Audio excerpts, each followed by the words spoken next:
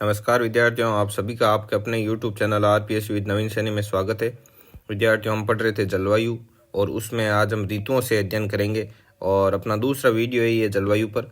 और इसमें अपना पहला है ग्रीष्म ऋतु। तो ग्रीष्म ऋतु है वो मार्च से शुरू होती है और मध्य जून मतलब 15 जून तक ये अपने ग्रीष्म ऋतु का दौर रहता है। इसमें लू चलती है। मतलब लू किसको बोलते हैं, जैसे ये आपके आएगी शब्दावली आएगी तो देखो, लू का मतलब है कि जो गर्म और शुष्क हवाएं चलती है, जैसे अपने बाड़मेर जैसलमेर साइड और इधर भी खूब चलती है, मतलब मुख्यतया। ठीक है, तो शुष्क का मतलब होता है जिस हवा में नमी की मात्रा कम से कम हो, मतलब बिल्कुल ही कम, ना के बराबर होती है, हवा में नमी की मात्रा नहीं होती है, तो उसे बोलते हैं शुष्क हवा, नमी की मात्रा।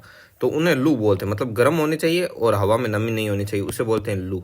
और आंधी, आंधी होती है, उसमें धूल भरी, ठीक है, रेत खूब होती है, मिट्टी होती है और आर्द्रता युक्त हवाएं। आर्द्रता भी हो सकती है, जैसे गंगानगर साइड वहाँ नेरी इलाका है तो वहाँ आर्द्रता होती है, आर्द्रता युक्त हवाएं और धूल भरी, तो उन्हें बोलते हैं आंधियाँ। ठीक है, और एक ये है, एक सेकंड रुकना, ये बबूड़िया है। ठीक है, ऐसे लिखा हुआ ये बबूड़िया, ऐसे लिखना। तो बबूड़िया किसे कहते हैं? ये धूल भरी चक्रवाती हवाएं जो बीकानेर साइड ज़्यादा देखने को मिलेगी। बबूड़िया मतलब जैसे हवा का ऐसे आता है, मतलब झोंका, तो वो हवा ऐसे गोल गोल गोल गोल घूमती जाती है, उसके रास्ते में जो भी आता है उसको वो क्या कर देता है, ऐसे मतलब इधर उधर बिखेर देता है, तो उसे बोलते हैं बबूड़िया। तो हम सब राजस्थान के और इससे बहुत अच्छी तरीके से परिचित हैं।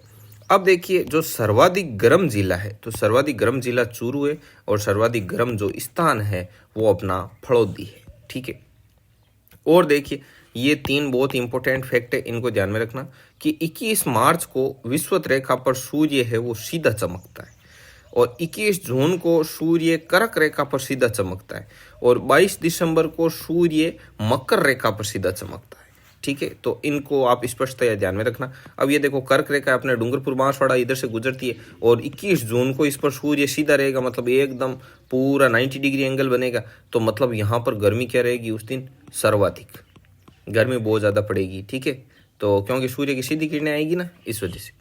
अब अगला है वर्षा ऋतु। तो वर्षा ऋतु है वो मध्य जून से, मतलब 15 जून से लेकर के और सितंबर तक चलती है आपके वर्षा ऋतु। और ये दो तरीके से होती है। देखो, दक्षिणी पश्चिमी मानसून द्वारा क्या होती है, अपने यहाँ वर्षा होती है। इसकी दो शाखाएं बताई गई है। तो शाखाएं कौन कौन सी है? एक तो अरब सागरीय शाखा और एक बंगाल की खाड़ी की शाखा। ठीक है, अब अरब सागरीय जो शाखा है उससे सर्वाधिक वर्षा होती है आपके राजस्थान में। सर्वप्रथम बांसवाड़ा जिले में प्रवेश करता है और इस बांसवाड़ा को मानसून का क्या कहते हैं?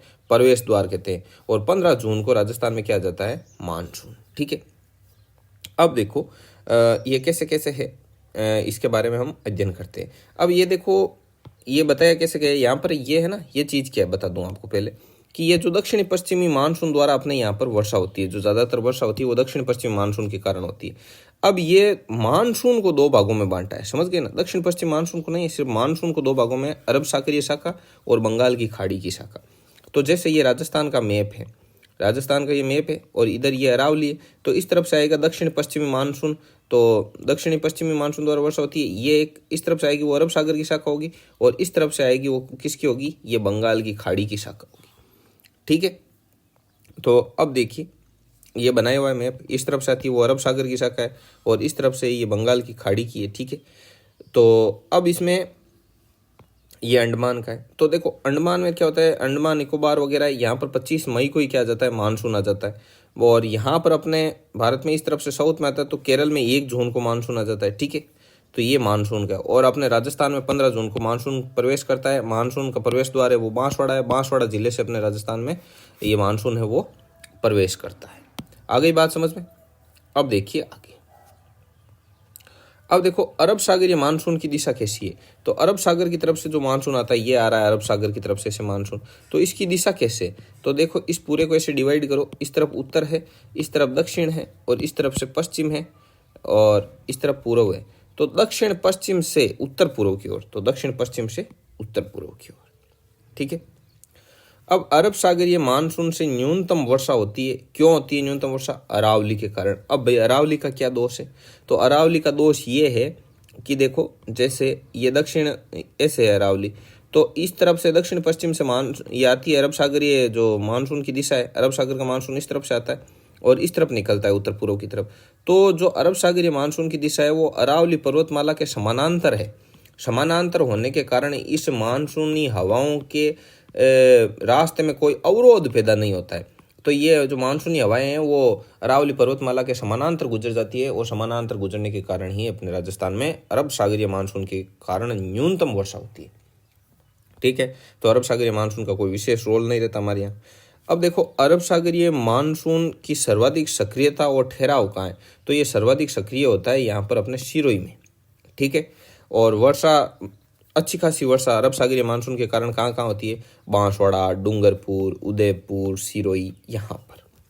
ठीक है, अब देखो संपूर्ण राजस्थान का वार्षिक वर्षा का औसत कितना है, ये एग्जाम में कई बार पूछा हुआ क्वेश्चन है। ठीक है, तो 57.51 सेंटीमीटर, 57.51 सेंटीमीटर ये अपने क्या है, राजस्थान में वार्षिक वर्षा का औसत है। अब देखो अरब सागरीय मानसून है, इसकी भी शाखाएं हैं। इन शाखाओं का इतना डिटेल से जानने की कोई ज़रूरत नहीं है, लेकिन इतना ध्यान रखना अरब सागरीय शाखा में पश्चिमी घाट शाखा, छोटा नागपुर शाखा और हिमाचल शाखा। तो ठीक है, ये 3 इसकी शाखाएं। अब आगे आती है बंगाल की खाड़ी की शाखा। तो बंगाल की खाड़ी की शाखा है, अब ये अरब सागरीय मानसून वाला ये देख ले। अब बंगाल की खाड़ी की शाखा, तो इसकी 2 शाखाएं, एक तो उत्तर के विशाल मैदान की शाखा जो राजस्थान की तरफ इधर आती है वो, और एक है पूर्वी हिमालयी शाखा। अब देखो इससे जो हवाएं वगैरह चलती है बंगाल खाड़ी से आती है, इसको बोलते हैं हम पूर्वइयाँ।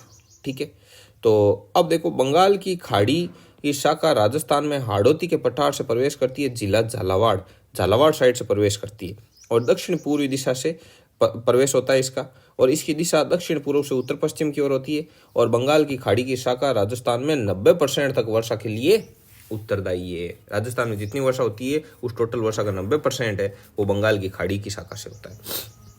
अब इसको एक बार समझेंगे हम मैप में। तो मैप के लिए देखो 1 मिनट मैप चूज करते हैं। अब देखो ये रही।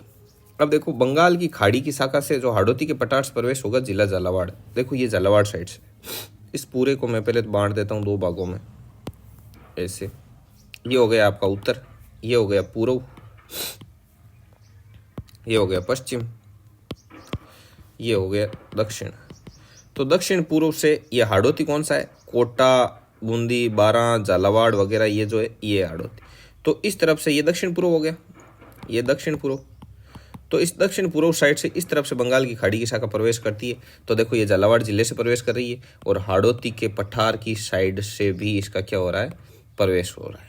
ठीक है, हो गया।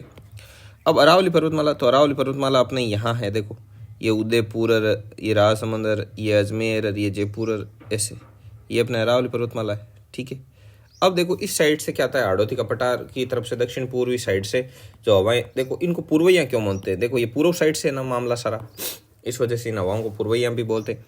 ये इस तरफ से आती है, झालावाड़ से प्रवेश करती है और अपने ये अरावली पर्वतमाला है इसके लिए करती है अवरोध का काम। तो इस साइड तो जमकर बारिश होती है बहुत अच्छी। तो इस साइड का देखना आप एरिया है वो पूरा ही हरा भरा, पानी की कोई कमी नहीं, खूब नदी नाले। ठीक है, और इसके इस साइड भी थोड़ी थोड़ी पास वाली जगह यहाँ पर भी बारिश होती है, यहाँ पे नागपाड़ वगैरह, आप देखो लूणी नदी का प्रवाह क्षेत्र, तो पानी की कोई कमी नहीं। फिर ये जैसे जैसे जैसे जैसे चलते हैं ना इस तरफ, तो यहाँ रहती है पानी की आगे कमी। ठीक है, तो ये मामला है। और देखो आगे और क्या लिखा है, देखो दक्षिण पूर्वी दिशा से प्रवेश पढ़ लिया। अब दक्षिण पूर्व से उत्तर पश्चिम हो गया इसका, ये बंगाल की खाड़ी की शाखा से 90% वर्षा होती है, ये सब आ गया। अब है शीत ऋतु। शीत ऋतु अक्टूबर से लेकर के फरवरी तक, अक्टूबर से फरवरी तक कौन सी ऋतु चलती है आपके, शीत ऋतु। और इसे बोलते हैं मानसून के प्रत्यावर्तन का काल। प्रत्यावर्तन का मतलब होता है लौटना, लौटता मानसून। और देखो प्रत्यावर्तन का मतलब लौटना हो गया, लौटता मानसून है। और लौटता मानसून भी बारिश करता है। तो सर्दियों में जो वर्षा होती है उसको हम बोलते हैं मावठ। क्या बोलते हैं, मावठ, देसी भाषा में कहते हैं मावठा। और ये मावठ होती है, ये रबी की फसलों के लिए, आपके रबी की फसलों के लिए ये मान लो आप मतलब जीवनदायिनी है। इन रबी की फसलों का मतलब दुगुना उत्पादन हो जाता है यदि मावठ अच्छा हो। और इसीलिए इनको क्या बोलते हैं, गोल्डन ड्रॉप्स भी बोलते हैं। रबी की फसलों के लिए क्या बोलते हैं इनको, गोल्डन ड्रॉप्स। ठीक है, तो ये चीज़ है। अब देखो शीत ऋतु ये आ गया मानसून के प्रत्यावर्तन का काल है, अक्टूबर से मध्य सितंबर तक। ठीक है। तो मानसून के प्रत्यावर्तन का काल रहता है अक्टूबर से मध्य दिसंबर तक, ठीक है। और देखो शीत ऋतु मध्य दिसंबर से फरवरी तक भयंकर आपको पता है सर्दी चलती है। और भूमध्य सागरीय चक्रवात और पश्चिमी विक्षोभ द्वारा होने वाली वर्षा, इस समय जो वर्षा होती है शीत ऋतु में वो किस वजह से होती है? एक तो पश्चिमी विक्षोभ के कारण और एक भूमध्य सागरीय चक्रवात, जो भूमध्य सागरीय चक्रवात है पश्चिमी विक्षोभ उसके कारण होती है, ठीक है। और इसका समय कब है? तो दिसंबर और जनवरी में होती है ये, ठीक है। तो अब ये अलग अलग चीज़ें क्या लिखी हुई है, इनका टाइम अलग अलग क्यों है, तो मैं बता दूं। मानसून के लौटने का काल है अक्टूबर से मध्य दिसंबर। शीत ऋतु भयंकर कड़ाके की ठंड में आता है मध्य दिसंबर से फरवरी। और इस समय जो बारिश होती है वो होती है भूमध्य सागरीय चक्रवात पश्चिमी विक्षोभ के कारण। और इस बारिश का समय रहता है दिसंबर और जनवरी, ठीक है। अब देखो उत्तर पश्चिमी राजस्थान, गंगानगर और हनुमानगढ़ में विशेष रूप से ये वर्षा होती है। जो ये सर्दी वाली वर्षा है ना, लौटते मानसून की सर्दी वाली जो वर्षा होती है, ये माँ उठा कहते हैं, ये विशेष रूप से इसमें होती है गंगानगर और हनुमानगढ़। तो देखो ना गंगानगर में कितना रबी का फसल कितना अच्छा होता है। और आपको पता है गंगानगर को अन्न का कटोरा भी कहते हैं, अन्न का कटोरा। तो यहाँ पर फसल खूब होती है। देखो मावठ भी इसी वर्षा को कहते हैं, मैंने बताया मावठ। और सर्वाधिक लाभ होता है गेहूं अर्थात रबी की फसल को, और इसलिए इसे गोल्डन ड्रॉप्स भी कहते हैं। क्या कहते हैं? गोल्डन ड्रॉप्स भी। अब आती है शीतलहर किसे कहते हैं?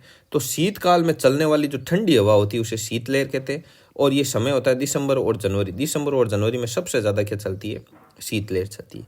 और इसकी दिशा उत्तर पूर्व से दक्षिण पश्चिम की तरफ होती है, उत्तर पूर्व से दक्षिण पश्चिम। किसकी? जो शीतलहर की जो दिशा है वो, ठीक है। तो उत्तर पूर्व से दक्षिण पश्चिम कैसे हो जाएगा? मैप में देख लो, ये उत्तर पूर्व और इससे इस तरफ दक्षिण पश्चिम की तरफ ऐसे हवाएं चलती है। और देखो आगे इसका प्रभाव क्षेत्र कौन सा है? बीकानेर, सीकर, चूरू। अब देखो अल नीनो, ला नीनो, ये क्या है? मानसून को प्रभावित करते हैं। तो देखो अल नीनो शब्द का अर्थ है ईसा का शिशु या सागरीय बुखार। इसका अर्थ होता है, अल नीनो का मतलब होता है गर्म जलधारा और ला नीनो का मतलब होता है ठंडी जलधारा। अल नीनो का जो क्षेत्र है वो है प्रशांत महासागर। और ये अल नीनो प्रभाव कब होता है? मतलब ये दिसंबर के अंत में देखने को मिलता है, ठीक है। और इसका प्रभाव क्या आता है? इसका प्रभाव ये होता है कि अल नीनो का प्रभाव जब ज़्यादा रहता है तो मानसून देरी से आता है और वर्षा बहुत कम होती है। और ला नीनो का प्रभाव क्या होता है? ये मानसून समय से आता है और वर्षा भी क्या होती है? अधिक होती है। तो ये है अल नीनो और ला नीनो, ठीक है विद्यार्थियों। तो ये चीज़ थी। अब इसके आगे हम इस वीडियो में तो इतना ही पढ़ेंगे। इसके आगे जो वीडियो आएगा उस वीडियो में हम जो भारतीय मौसम विभाग के अनुसार जलवायु का वर्गीकरण है, अति आर्द्र, आर्द्र, रूपार्द्र, शुष्क, उन सब के बारे में अध्ययन करेंगे, ठीक है विद्यार्थियों। तो मिलते हैं नेक्स्ट वीडियो में, तब तक के लिए जय हिंद, जय भारत।